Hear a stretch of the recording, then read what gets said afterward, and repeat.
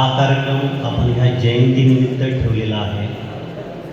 मित्रांनो, मी मगाशीच सांगितलं आहे, हे व्यासपीठ तुमच्यासाठी आहे. तुम्हाला कुणाला बोलायचं असेल तर तुम्ही बोलू शकता. माझ्याकडे फक्त एक लेडीजचंच नाव आलेलं आहे, तर तुमच्यामध्ये कुणाला बोलायचं असेल तर लगेच संपर्क साधायचा आहे. मी श्री यादव सरांना विनंती करतो की त्यांनी त्यांचे विचार इथे मांडावे.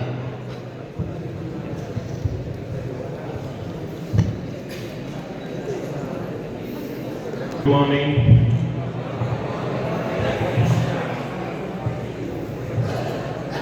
या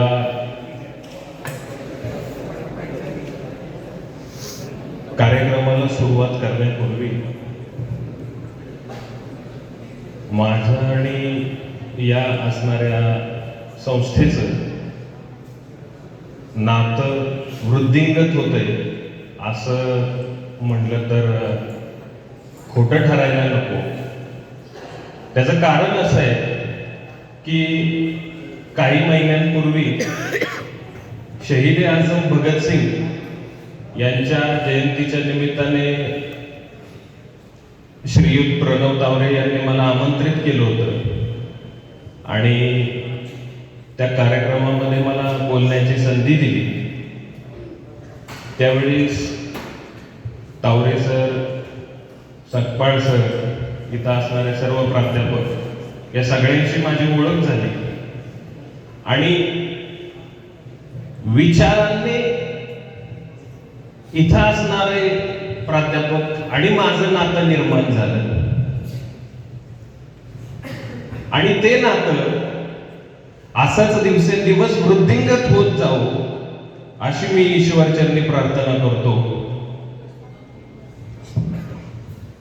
अंगावर लावलेले साखळदंड हे कधीही काढता येऊ शकतात. आवाज थोडा कमी करा, कारण माझा आवाज असतानाच आधीमध्ये थोडासा मोठा होत असतो. अंगावर लावलेले साखळदंड हे कधीही काढता येऊ शकतात, पण विचारांनी जोडलेली माणसं, विचारांचे साखळदंड हे या जन्मात तरी कोणी काढू शकत नाही सर. त्यामुळे आपलं नातं हे असंच दिवसेंदिवस या संस्थेशी असणारं माझं नातं हे असंच वृद्धिंगत होऊ अशी मी ईश्वरचरणी प्रार्थना करतो.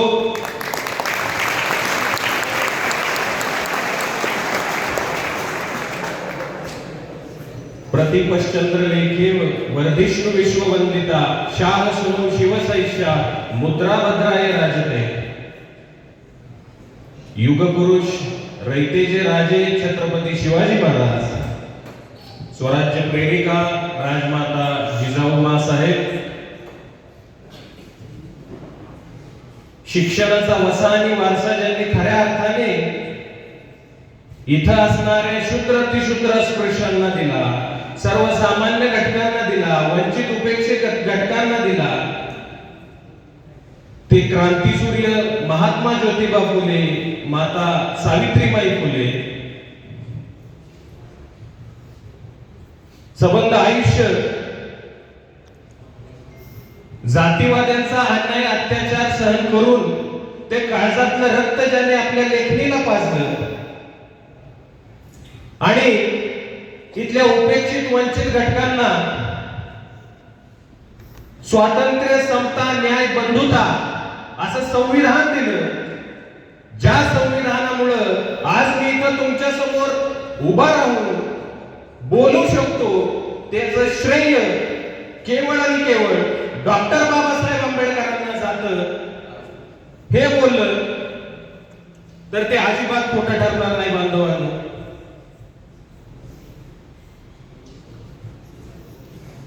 साहित्यरत्न लोकशाहीर अण्णाभाऊ साठे 1.5 दिवस शाळेत जाऊन साहित्याचा फार मोठा ठेवा आपल्याला ज्यांनी दिला असे अण्णाभाऊ साठे, लहुजी वस्ताद साळवे, माता अहिल्यादेवी होळकर आणि तमाम सर्व महापुरुषांना विनम्र अभिवादन करतो आणि या ठिकाणी श्रीमंत शंभूसिंहराजे जाधवराव यांचा लढवय्या वारसा लाभलेल्या माझ्या माळेगाव नगरीमध्ये तुम्हा सगळ्या विद्यार्थ्यांचं स्वागत करतो आणि कार्यक्रमाला सुरुवात करतो.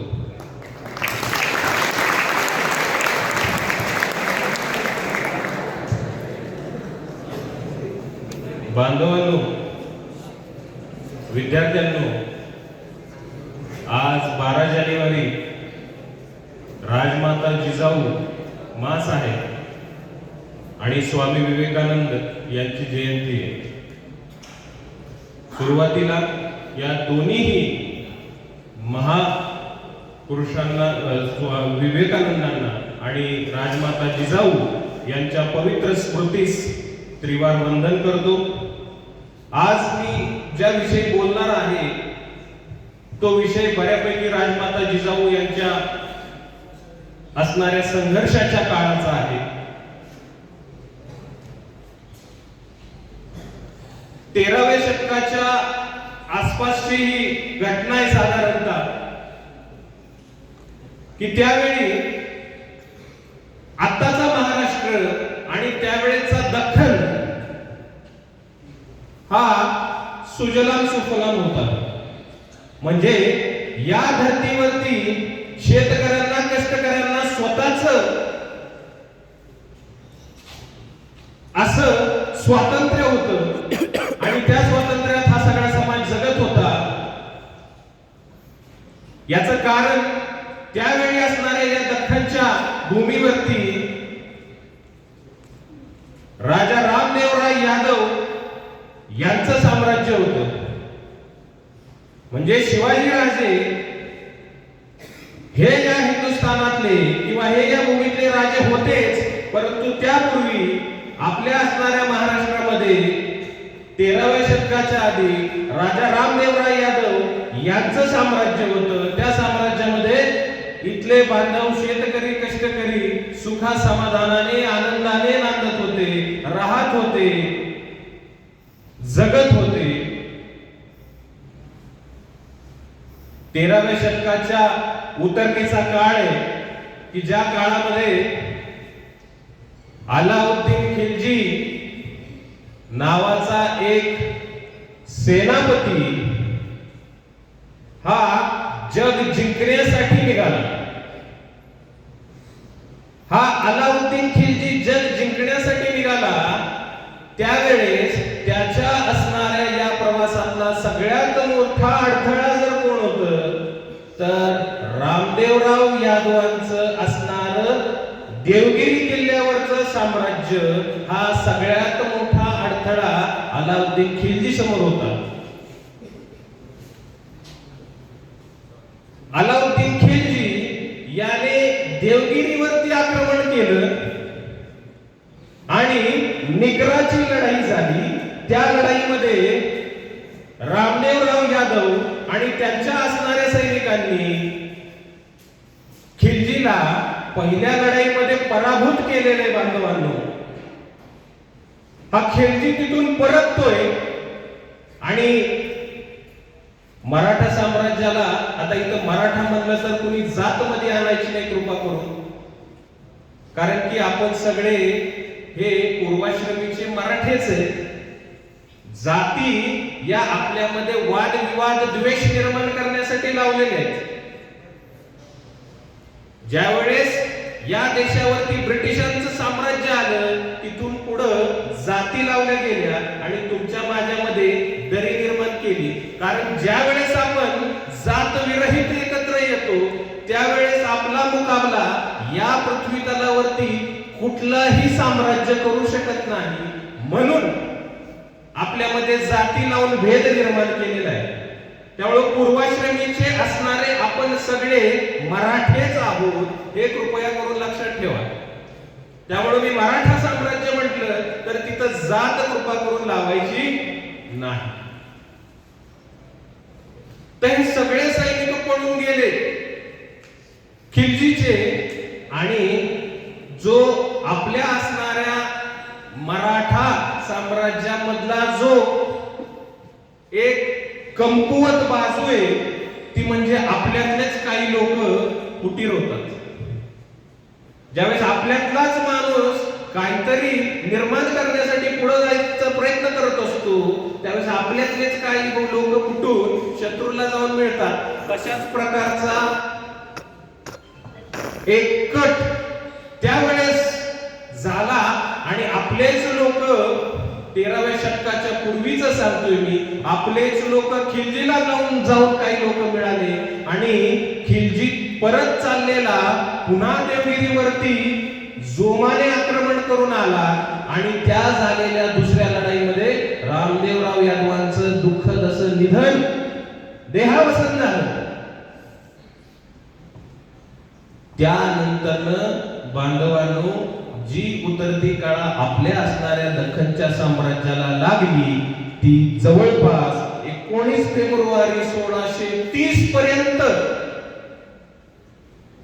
तशीच पुन्हा गुलामगिरी, पुन्हा अत्याचार, पुन्हा व्यभिचार, इथं असणाऱ्या माझ्या माता भगिनींचं दिवसा आपल्या डोळ्यासमोर होणारा व्यभिचार, आपल्या डोळ्यासमोर होणारा अत्याचार, आपल्याच रानातलं पीक आपल्यालाच काढण्याची नसणारी परवानगी, अशा पद्धतीचा क्रूर अत्याचार आपल्यावरती त्यानंतर सुरू झाला.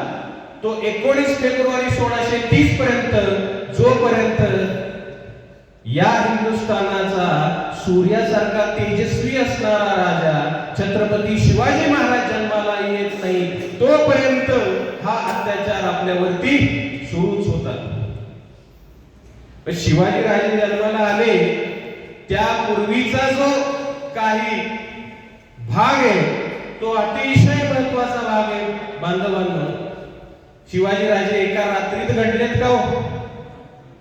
हा राजा ज्याने रयतेचं राज्य निर्माण केलं, हा राजा एका रात्रीत घडलाय का? तर नाही. राजमाता जिजाऊ या त्यांच्या मागची असणारी प्रेरणा आहे. आपण म्हणतो की प्रत्येक पुरुषाच्या पाठीमागं एका स्त्रीचा हात असतो, आधार असतो, परंतु राजमाता जिजाऊ या अशी स्त्री आहेत की ज्यांनी या देशाला 3 राजे दिले. स्वराज्य संकल्पक शहाजी राजे, हिंदवी स्वराज्य संस्थापक छत्रपती शिवाजी महाराज आणि स्वराज्य रक्षक छत्रपती संभाजी महाराज. त्यामुळे जिजाऊंच्या कार्याची प्रशंसा करावी तितकी कमी. आज आपल्या घरामध्ये सगळ्या माता भगिनींना, आपल्या आई वडिलांना वाटत असतं की माझ्या पोराने शिवाजी राजांसारखं काम करून दाखवावं, माझा पोरगा शिवाजी राजांसारख्या उत्तुंग कर्तृत्वाचा असावा. परंतु ते जर करायचं असेल तर पूर्वी माता भगिनींना, आपल्या पालकांना जिजाऊ माँसाहेब आणि शहाजी राजे यांच्यासारखं पालक बनावं लागेल. बरोबर आहे का नाही? शुद्ध बीजापोटी फळे रसाळ गोमटी. शहाजी राजे आणि जिजाऊ माँसाहेब असं जर पालकत्व आपण मुलांना दिलं तरच या आपल्या देशामध्ये छत्रपती शिवाजी राजांसारखा राजा पुन्हा निर्माण होऊ शकतो. छत्रपती संभाजी राजांसारखा देशाला स्वतःचा प्राण अर्पण करणारा राजा निर्माण होऊ शकतो. त्यामुळे आपल्याला आधी या गोष्टींचं भान असणं गरजेचं आहे. खिलजीने सगळं साम्राज्य कब्जामध्ये घेतलं आणि दख्खनवरती जवळपास 3 ते 4 असणारी साम्राज्य अजगराचा विळखा घालून बसते. त्याच्यामध्ये निजामशाही, मराठवाडा आणि त्या परिसरामध्ये असणारी निजामशाही, इकडे बिजापूरची आदिलशाही, पलीकडे मोगल आणि कालांतराने आपल्या चुकांमुळे आलेले इंग्रज, अशी ही साधारणतः परिस्थिती त्या काळामध्ये निर्माण झाली. आणि चोहो बाजूने इथल्या असणाऱ्या गोरगरीब जनतेवर कष्टकरी समाजावर पुन्हा अन्याय अत्याचार सुरू झाले, पुन्हा गुलामगिरी सुरू झाली आणि असं भासायला लागलं होतं की या गुलामगिरीची आता आपल्याला सवयच होते की काय. 12 जानेवारी 1598 रोजी एक कर्तृत्ववान स्त्रीचा जन्म झाला. जिजाऊमा साहेब त्यांचं नाव. त्यांचा जन्म सिंदखेड राजा येथील लखुजी राजे जाधवराव आणि त्यांच्या आईचं नाव म्हाळसा राणी यांच्या पोटी झालं. जिजाऊ जन्माला आल्या त्यावेळेस लखुजी राजांनी हत्तीवरून साखर वाटली होती. म्हणजे स्त्री जन्माचं स्वागत कसं करावं हे त्या काळी लखुजी राजांनी या असणाऱ्या समाजाला दाखवून दिलं की माझ्या पोटी एक लेक जन्माला आली आहे आणि मला त्याचा अपार असा आनंद झालाय. तो आनंद लखुजी राजे जाधवराव सादर करतात आणि हत्तीवरून साखर वाटतायत. लखुजी राजांनी लहान वयात जिजाऊंना युद्ध कला शिकवलेली आहे, तलवारबाजी शिकवलेली आहे, घोडेस्वारी शिकवलेली आहे, दानपट्टा चालवायला शिकवलेला आहे. म्हणजे ती त्या काळाची असणारी गरज होती म्हणून लखुजी राजांनी आपल्या लेकीला या सगळ्या गोष्टींचं ज्ञान दिलेलं आहे. कशासाठी तर तू स्वतःच्या सामर्थ्यावर इथं असणाऱ्या अन्याय अत्याचाराच्या विरोधात संघर्ष उभा कर आणि इथं असणाऱ्या गोरगरीब जनतेला न्याय मिळवून दे. म्हणून ही ज्ञानाची जी शिदोरी आहे ती लखुजी राजांनी आपल्या लेकीला दिलेली आहे. आज शाळेत जायचं म्हटलं तरी मुलं म्हणतात नको. लहान मुलं, माझा मुलगा म्हणतो पप्पा आज स्कूलला नाही जायचं. म्हणलं का रे बाळा? म्हणतो आज कंटाळा आला, आज घरीच राहतो. बांधवांनो, आजची खरी गरज काय आहे तर आपण ज्ञानाने आणि शिक्षणाने बलदंड व्हायची गरज आहे. बरोबर आहे का नाही? ज्ञानाने आणि शिक्षणाने आज आपण बलदंड होण्याची गरज आहे. शिक्षण, डॉक्टर बाबासाहेब आंबेडकर म्हणतात शिक्षण हे वाघिणीचं दूध आहे. जो पितो तो गुरगुरल्याशिवाय राहत नाही. खरंय का नाही? शिक्षण वाघिणीचं दूध आहे, लक्षात ठेवा. आणि ते कधीच थांबवायचं नाही, हे सतत पीत राहायचंय. ही आजच्या काळाची गरज आहे. त्या काळाची गरज काय होती तर गुलामगिरीतून या समाजाला बाहेर काढायचं असेल तर युद्ध कला आली पाहिजे, घोडेस्वारी आली पाहिजे, तलवारबाजी आली पाहिजे, दानपट्टा चालवता आला पाहिजे, संघर्ष करता आला पाहिजे. ही त्या काळाची गरज होती आणि म्हणून लखुजी राजांनी आपल्या कन्येला, आपल्या लेकीला या सगळ्या गोष्टीचं ज्ञान दिलं. जिजाऊ मोठ्या होत आहेत आणि मोठ्या होत असताना त्यांचा विवाह वयाच्या 15व्या वर्षी शहाजी राजांशी होतो. शहाजीराजे भोसले हे वेरूळचं कुटुंब, म्हणजे जिजाऊ विदर्भातल्या आणि शहाजीराजे हे मराठवाड्यात. हे कुटुंब लग्न झाल्यानंतर पुण्यामध्ये स्थापित होतं. याचं कारण कुटुंबामध्येच निर्माण झालेली भेद आणि असणारा वाद यामुळं शहाजीराजे त्यांच्या कुटुंबासमवेत पुण्यामध्ये येतात. या सगळ्या प्रसंगामध्ये शहाजीराजांच्या जीवाला धोका असतो म्हणून शहाजीराजे गर्भार अवस्थेत जिजाऊंना शिवनेरीवरती सोडतात आणि शत्रूला चकवा देण्यासाठी पुढे निघून जातात.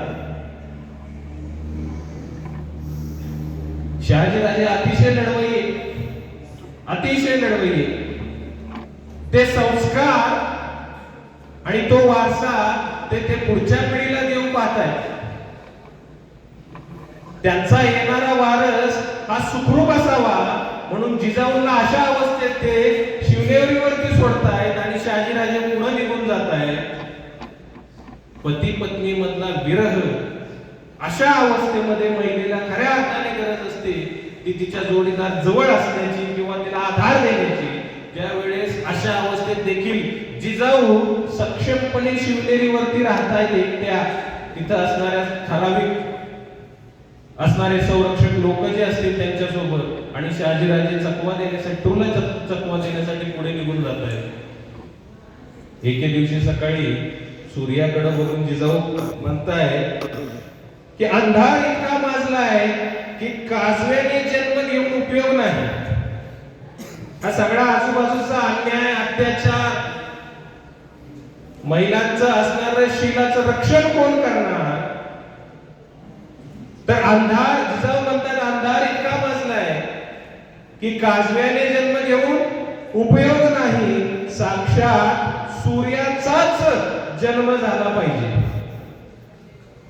साक्षात सूर्याचाच जन्म झाला पाहिजे असं सूर्याला नजर रोखून जिजाऊ म्हणताय.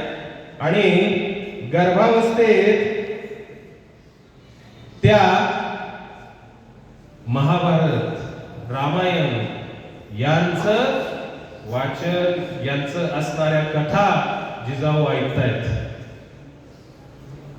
का तर हे संस्कार त्यांच्या असणाऱ्या येणाऱ्या वारसावरती व्हावे म्हणून त्या अवस्थेत जिजाऊ या सगळ्या कथा ऐकतायत.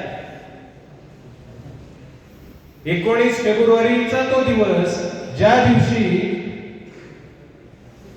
छत्रपती या हिंदुस्थानाचे, हिंदवी स्वराज्याचे संस्थापक पुढे जवळचे झाले, ते छत्रपती शिवाजी राजांचा जन्म 19 फेब्रुवारी 1630 रोजी झाला.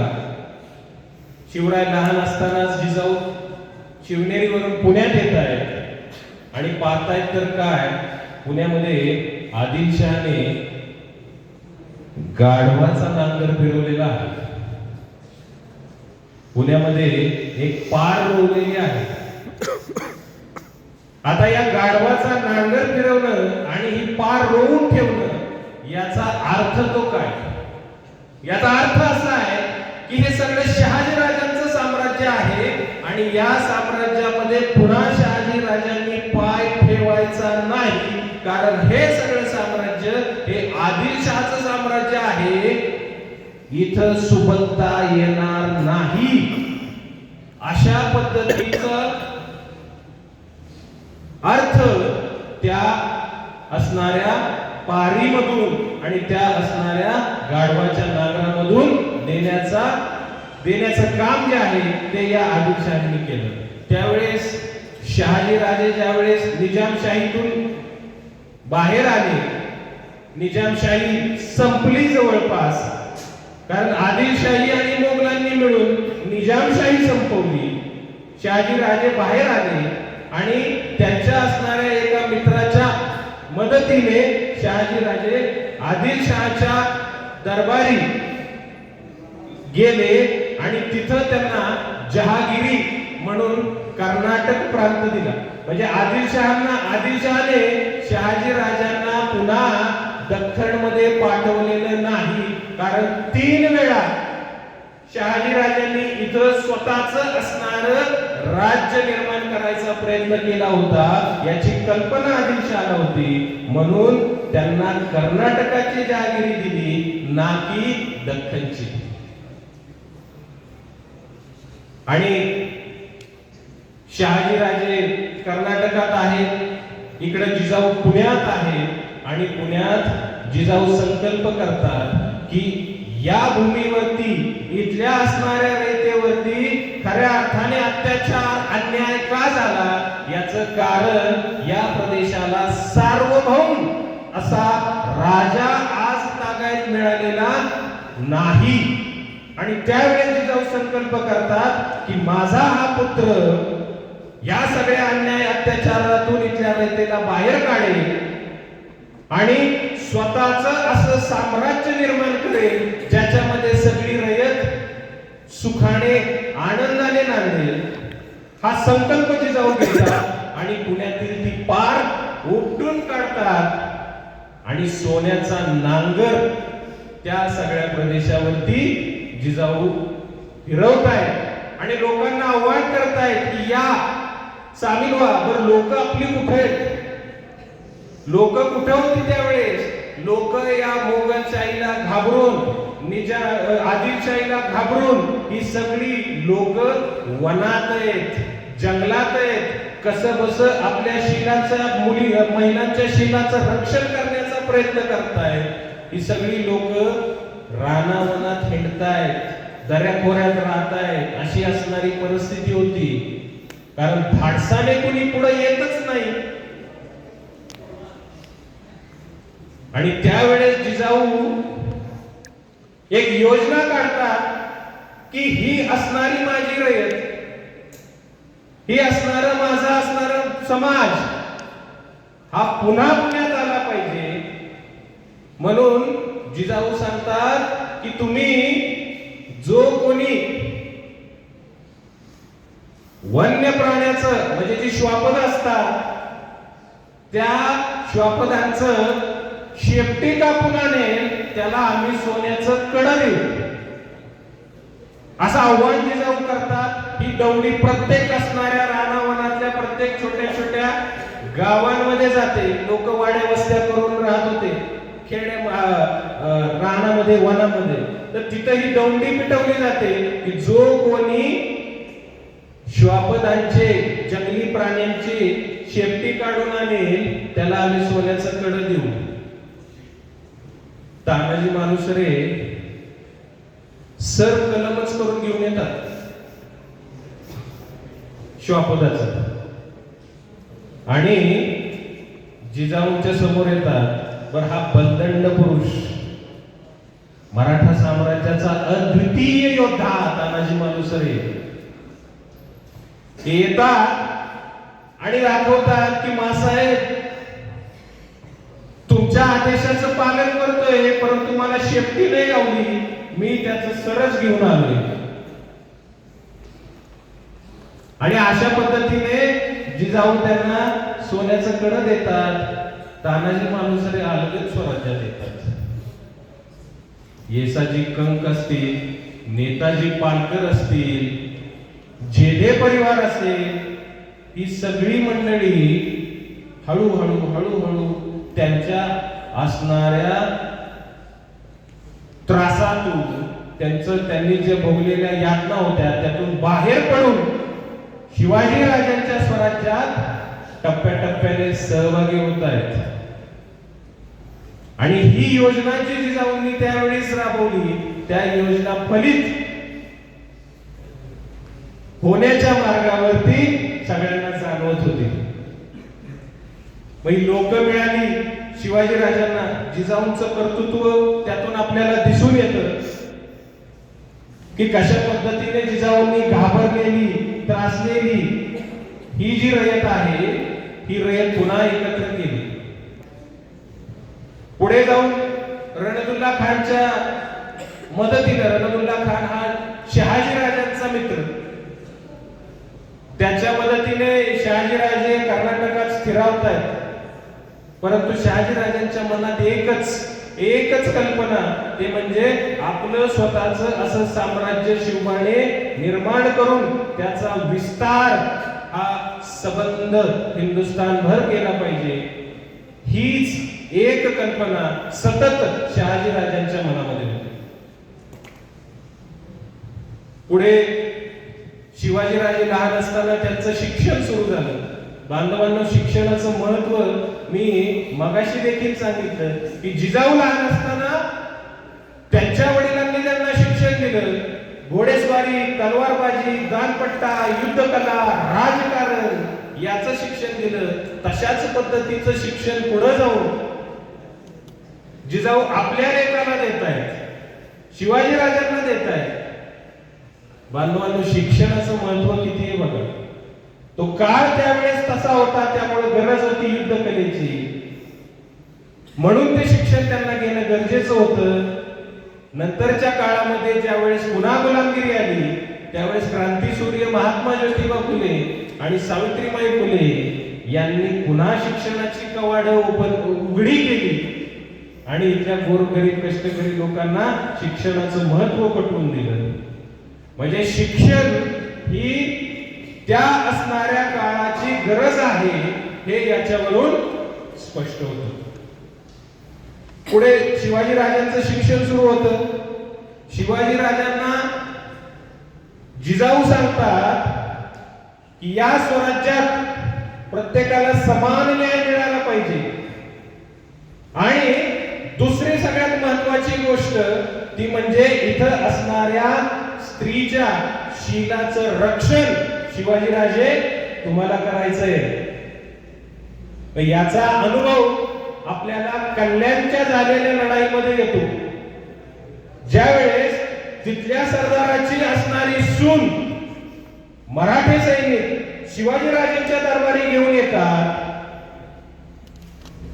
आणि त्या असणाऱ्या सुनेकडे बघून राजे म्हणतायत की माझ्या मातोश्री माझ्या असणाऱ्या मास आहे, जर अशा इतक्या देखण्या असत्या तर मीही किती देखणा झालो असतो किंवा मीही किती सुंदर दिसलो असतो, अशी कल्पना राजांना इतर परस्त्रीकडे बघताना येते.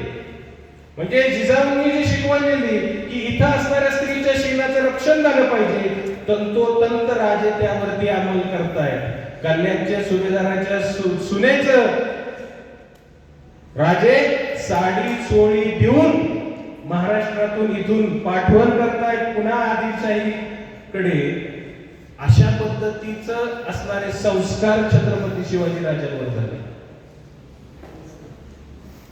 न्याय आणि स्त्रीच्या शीलाचं रक्षण या दोन गोष्टी महत्वाच्या राजांना जिजाऊंनी शिकवल्या. पुढे प्रतापगडाची लढाई सगळ्यांना माहिती आहे की छत्रपतींनी स्वराज्याचा विस्तार सुरू केला त्यावेळेस आदिलशाही गप्प बसणार नव्हती. आणि अफजल खान हा जवळपास 5 लाखाचं सैनिक घेऊन महाराष्ट्रावरती चालून आला. त्याचं ध्येय एकच होतं, शिवाजी राजांना ठार करायचं. प्रतापगडाच्या पायथ्याची भेट ठरली आणि शिवाजी राजे अफजल खानाच्या भेटीला जाण्याचं ठरलं. त्यावेळेस हा प्रसंग कसा आहे बघा. आता जर आपल्या बाबतीत अशी परिस्थिती असती की पुढचा शत्रू अतिशय बंधन आहे आणि आपल्याला त्याच्याशी भिडायचंय, आपल्या घरातून काय सांगितलं असतं आपल्याला, काय करायचंय, नको बाबा, चुलीत गेलं राजकारण, आपली नोकरी चांगली आहे, महिन्याला पगार चालू आहे, बरोबर आहे, सुखात खा, घर बांधून दिलंय, काळजी करू नको. तसाच अफजल खानाला जाऊ दे. बांधवांनो, जिजाऊ म्हणल्या राजे, याच अफजल खानाने तुमचे थोरले बंधू संभाजीचा खून केलेला आहे, संभाजी राजांचा खून केलेला आहे. याच अफजल खान हा स्वराज्यावरती गाला घालायला आलेला आहे, आडवा यायला लागलेला आहे. त्याला आडवं करून परत या, माझा आशीर्वाद तुमच्या सोबत आहे, जा राजे निघा. अशा आवेशात राजे निघतायत. म्हणजे माता आपल्या लेकाला किती प्रेरणा देतीये ते या प्रसंगावरून आपल्या सगळ्यांना लक्षात येईल. जिजाऊंचं मन किती कणखर आहे, किती सक्षम आहे की आपल्या लेकाला कशी प्रेरणा द्यावी, आपल्या लेकामध्ये या गोष्टी कशा रुजाव्यात या दृष्टीनं जिजाऊ प्रयत्न करतायत आणि लढा असा संदेश देत आहेत. पन्हाळ्याची घटना त्याच्यानंतर न घडते, पण त्यावेळेस 2 महत्वाचे प्रसंग या महाराष्ट्रावर येऊन ठेवतात. ते म्हणजे शिवाजी राजे पन्हाळ्याच्या वेढ्यात अडकलेले आणि इकडून शाहिस्ते खान हा हा लाखाभराची फौज घेऊन महाराष्ट्रावरती चाल करून येतोय. दोन्ही बाजूंनी शत्रूचा हल्ला होणार आहे आता महाराष्ट्रावरती. आणि राजे तर पन्हाळगडावर आहे. राज्य कोण वाचवणार? स्वराज्य कोण वाचवणार? जिजाऊंनी त्या काळी शिवाजीराजे गडावर अडकलेले असताना सक्षमपणे या स्वराज्याचा कारभार केला. आणि प्रसंगी राजे गडावरून निसटत नाही म्हणून युद्धामध्ये लागणारे जे काही वस्त्र होती ही सगळी वस्त्र चढवली, तलवार हाती घेतली आणि जिजाऊ शिवाजीराजांना मुक्त करण्यासाठी निघतायत. घोड्यावरती बसतायत. त्यावेळेस नेतोजी पालकर येतात, म्हणतात मासाहेब आम्ही जिवंत असताना तुम्ही राजांना सोडवण्यासाठी जावं हे योग्य नाही. महासाहेबांना विनंती करतात आणि जिजाऊ थांबतात आणि पुन्हा नेतोजी पालकर पुढं त्या असणाऱ्या सगळ्या वेड्यावरती हल्ला करतात. दुर्दैवाने त्यांना अपयश येतं. परंतु शिक्षण घेतल्यामुळे राजांचा गनिमी कावा तेवढा चांगला झाला होता. त्या गनिमी काव्याचा वापर करून एके रात्री, पावसाळी रात्री, राजे पन्हाळगडावरून सुटतात. ते थेट राजे रायगडावरती येतात. बांधवांनो, जिजाऊंच्या आयुष्यातला हा एक महत्वाचा आणि कठीण असा प्रसंग होता, ज्यावेळेस राजे पन्हाळगडावरती अडकले आणि स्वराज्याची सगळी जबाबदारी ही जिजाऊंच्या हातामध्ये आली. पुन्हा एक महत्वाचा प्रसंग, संभाजीराजे छोटे होते त्यावेळेस करारामध्ये 23 किल्ले जे आहेत, जवळपास 20 पेक्षा जास्त किल्ले हे शिवाजी राजांकडे राहिले आणि राहिलेले सगळे किल्ले हे मोगलांच्या स्वाधीन केले. आणि आग्रा भेटीला शिवाजी राजांना बोलवतात औरंगजेब. त्या आग्र्याच्या भेटीवरती महाराष्ट्राचा स्वाभिमान काय असतो ते शिवाजी राजांनी औरंगजेबाला दाखवून दिलं. आणि देणारी खिल्लत राजांनी धुडकावली आणि राजांना औरंगजेबाने अटक केली. आता औरंगजेब अतिशय क्रूर माणूस, मुंडक्यांचे मिनार रचायचं, मुंडक्यांचे मिनार. औरंगजेब स्वतःच्या असणाऱ्या भावांचा सर कलम केलेला औरंगजेब, सख्खे भाव. विष घालून अनेक लोक त्यांनी मारली. कशासाठी? स्वतःला या असणाऱ्या सगळ्या साम्राज्याचा अधिपती व्हायचं होतं, महाराज व्हायचं होतं, बादशाह व्हायचं होतं. म्हणून स्वतःच्या कुटुंबातल्या लोकांचा बळी या औरंगजेबाने घेतलेला आहे. अनेक पत्र आहेत अशी इतिहासामध्ये की औरंगजेबाने मुंडक्यांचे मिनार रचलेले. मुंडक्यांचे मिनार जर बघितले नाही तर औरंगजेबाला झोप येत नसायची. अशा पद्धतीचा क्रूर औरंगजेब. आणि हा औरंगजेब राजांना 3 महिने आग्र्यामध्ये कैद करून ठेवतोय. 3 महिने, मे, जून, जुलै, ऑगस्ट मध्ये राजे सुटून येतात. या 3 महिन्यांमध्ये स्वराज्याचा सगळा कारभार जिजाऊ साहेब बघतात. आणि इथं असणारा औरंगजेबाचा सरदार औरंगजेबाला पत्र लिहून कळवतो की 20 पेक्षा जास्त जे किल्ले आपल्याकडे आहे, राज्यांकडे आहे, हे किल्ले आपण घेऊ शकत नाही. कारण जिजाऊंचा चोख बंदोबस्त या सगळ्या किल्ल्यांवरती आहे. मराठ्यांचा चोख पहारा या सगळ्या किल्ल्यांवरती आहे. म्हणजे जिजाऊंकडे असणारं कौशल्य हे या सगळ्या प्रसंगावरून आपल्याला दिसतं. बांधवांनो, मला सांगावंसं वाटतं की जिजाऊ माऊली गे वंदना तुलाही, तुझ्या प्रेरणेने दिशा मुक्त झाली. गुलामगिरी कुणामुळे नष्ट झाली? खऱ्या अर्थाने गुलामगिरी जिजाऊमुळे नष्ट झाली. जिजा माऊली गे तुला वंदना ही, तुझ्या प्रेरणेने दिशा मुक्त झाली. भयातून मुक्ती मिळाली जनांना, भयातून मुक्ती मिळाली जनांना, गुलामी कुणाला कुणाचीच नाही. आहे का गुलाम आपण? आज आपण गुलाम आहे का कुणाचे? नाही. त्या त्या काळानुसार त्या त्या महापुरुषांनी आपल्याला दिलेले संस्कार आहेत. त्यामुळं आपण कुणाचेच गुलाम नाही. आणि बांधवांनो, गुलामगिरी जर टाळायची असेल, गुलाम जर व्हायचं नसेल, तर ज्ञान आणि शिक्षण ह्याच दोन महत्वाची आपल्याकडे असणारी अस्त्र आहेत. त्यावेळेचं साम्राज्य हे तलवारीच्या पात्यावरती चालत होतं, तलवारीच्या धारेवरती चालत होतं, त्याचा विस्तार तलवारीच्या धारेवरती होत होता. आता जर तुमचं साम्राज्य तुम्हाला निर्माण करायचं असेल, तर तुमच्या असणाऱ्या ज्ञानाच्या धारेवरती तुम्हाला निर्माण करावं लागेल. बुद्धीच्या असणाऱ्या धारेवरती तुम्हाला हे साम्राज्य निर्माण करावं लागेल. कारण आपण डॉक्टर बाबासाहेब आंबेडकरांनी दिलेलं संविधान स्वीकारलंय. या देशामध्ये आता स्वातंत्र्य आहे. आणि जर आपल्याला हा संघर्ष असाच पुढे चालू ठेवायचा असेल, तर बांधवांनो, आपल्याला हुशार व्हायला लागेल. आपले महापुरुष काय सांगताय त्याचं अनुकरण करावं लागेल.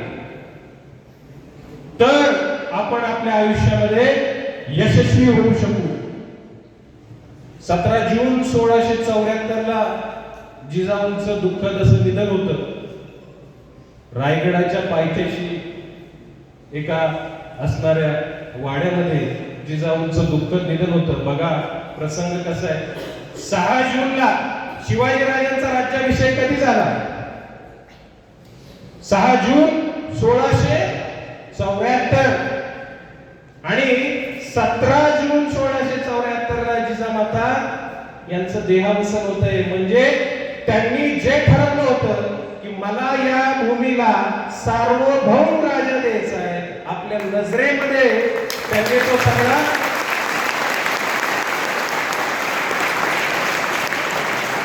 प्रसंग, राज्याभिषेकाचा प्रसंग सामावून घेतला आणि जिजामातांचं देहावसन झालं.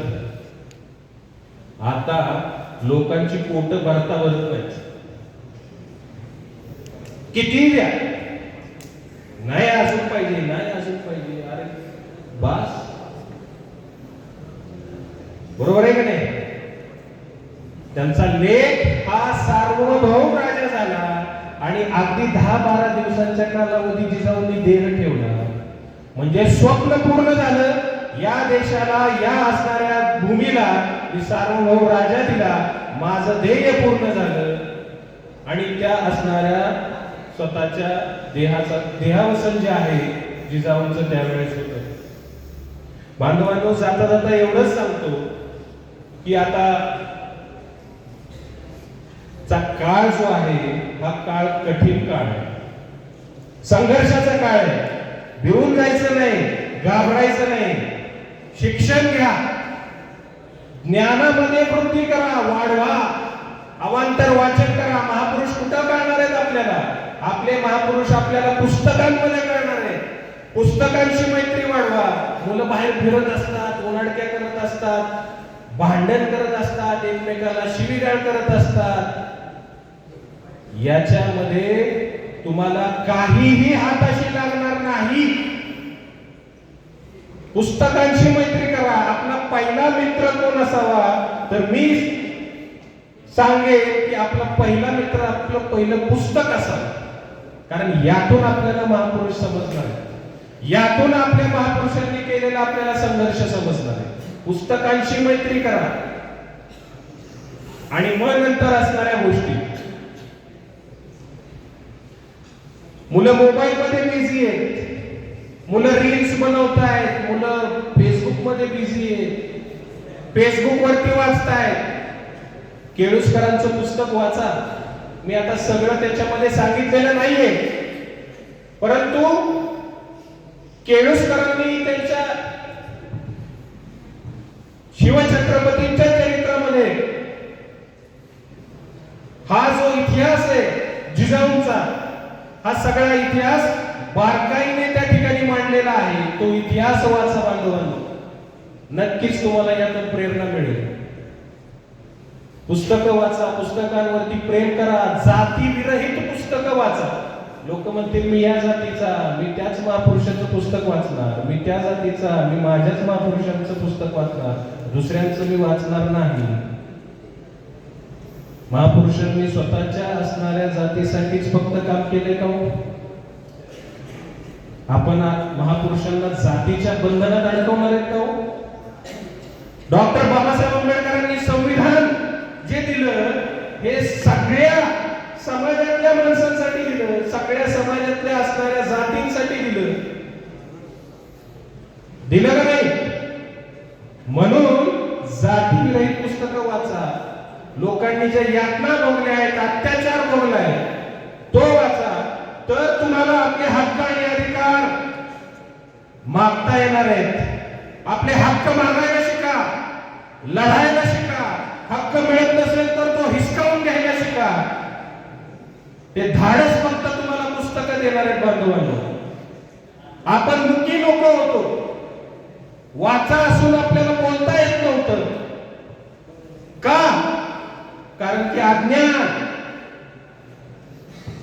परंतु जर शब्दांना धार द्यायची असेल तर वाचन केलं पाहिजे, पुस्तकं वाचली पाहिजेत, महापुरुषांना समजून घेतलं पाहिजे, त्यांचे विचार आत्मसात केले पाहिजे. जाता जाता जिजाऊंच्या या जयंतीनिमित्त एवढंच सांगतो की जिजाऊ तुम्ही नसता तर नसते झाले शिवराय आणि शंभू छावा. जिजाऊ तुम्ही नसता तर नसते झाले शिवराय आणि शंभू छावा. जिजाऊ तुम्ही नसता तर नसता मिळाला स्वराज्याचा हा अमूल्य ठेवा.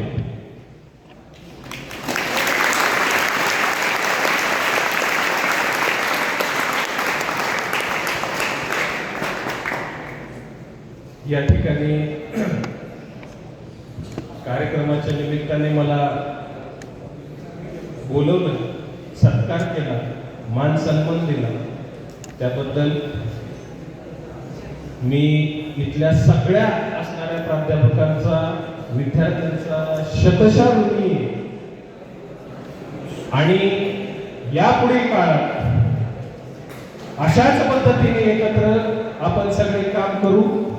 विद्यार्थ्यांचं प्रबोधन करण्याचं काम करू, विद्यार्थ्यांना दिशा देण्याचं काम करू आणि एकत्र मिळून हा देश, हा समाज घडू अशी भावना व्यक्त करतो आणि सगळ्यांचे आभार मानतो. धन्यवाद.